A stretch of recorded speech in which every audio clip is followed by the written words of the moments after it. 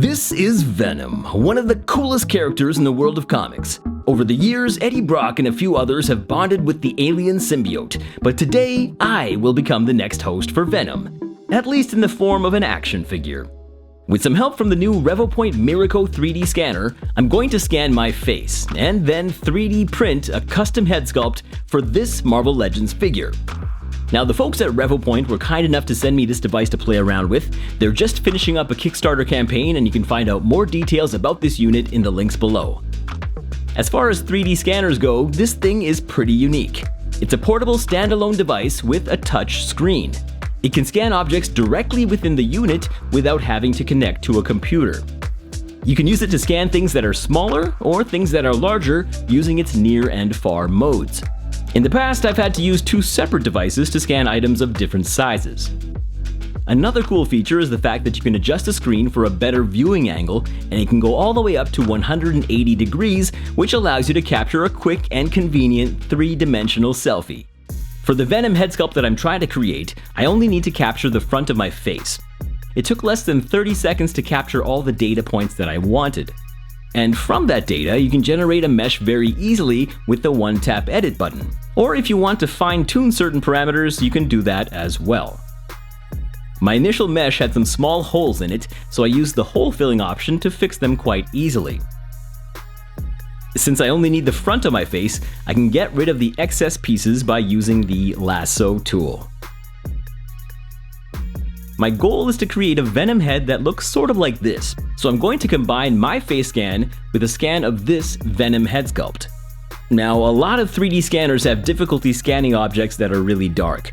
This scanner was able to capture the general shape of the object using the dark mode, but I wanted to improve the quality of the scan, so I covered the object with a temporary scanning spray. Don't worry, it'll evaporate after a few hours. Now that the object was white, it allowed the device to do a better job of scanning it, and you can see that the mesh looks quite a bit better now compared to the original scan. Once again, I was able to clean things up using the lasso tool. And now that I have my main 3D models, I can do some further editing on my computer to combine them together.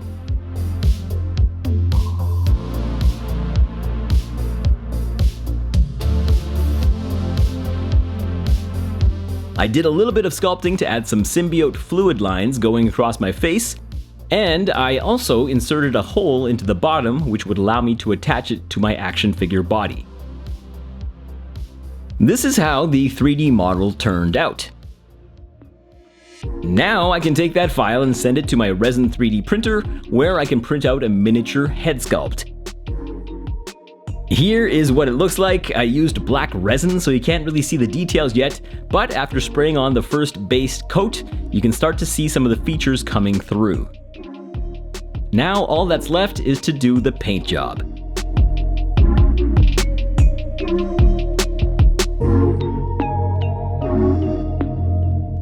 Painting things that are this small can be fairly challenging, but with a little bit of patience, I managed to get things done to a level that I'm satisfied with. And this is me transforming into Venom. I'll pop the head onto the body, and I've got my very own custom Marvel Legends action figure.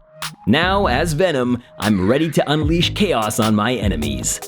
Once again, I want to thank Revopoint for sending over this 3D scanner. Let me know what else I should scan with it. Thanks for watching, and I'll see you next time.